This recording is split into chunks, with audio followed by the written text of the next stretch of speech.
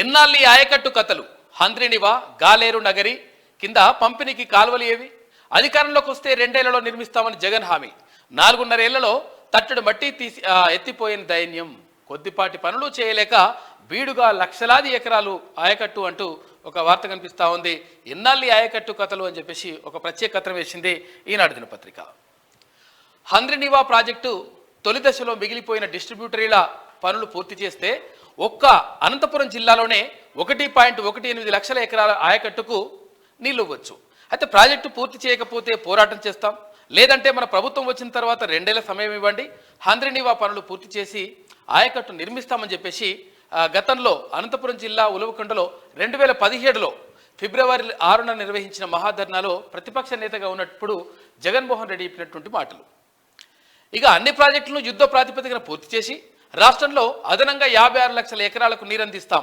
2017 డిసెంబర్లో జూలైలో గుంటూరులో వైకాపా ప్లీనరీ ముగింపు సందర్భంగా జగన్ చెప్పినటువంటి మాటలు.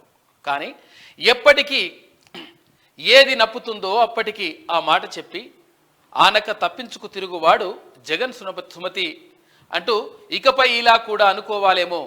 ఎన్నికలకు ముందు పాదయాత్ర సందర్భంగా ప్రతిపక్ష నాయకుడిగా జగన్ ఇవ్వని హామీ లేదు, అధికారంలోకి వచ్చాక వాటిపై చూసింది లేదు. రాష్ట్రంలో ముఖ్యమంత్రి హోదాలో 1, 2 తప్ప ఏ సాగునీటి ప్రాజెక్టును సందర్శించలేదు. రైతుల సాగునీటి వెతలను పట్టించుకున్న దాఖలాలు లేవు. ఇక జిల్లాల పర్యటనకు వచ్చిన అప్పుడైనా రైతు సంఘాల నేతలను నేరుగా కలుసుకోలేరు. అయితే వారు సమస్యలు చెప్పుకునే అవకాశం కూడా ఇవ్వరు.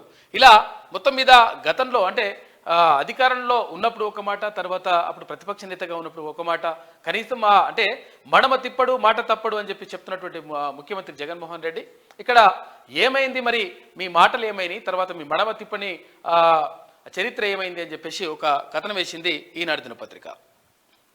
అనంతపురం జిల్లా ఉరవకొండ శివార్లోని హంద్రినివా ఉపకాలువ దుస్థితి ఇది.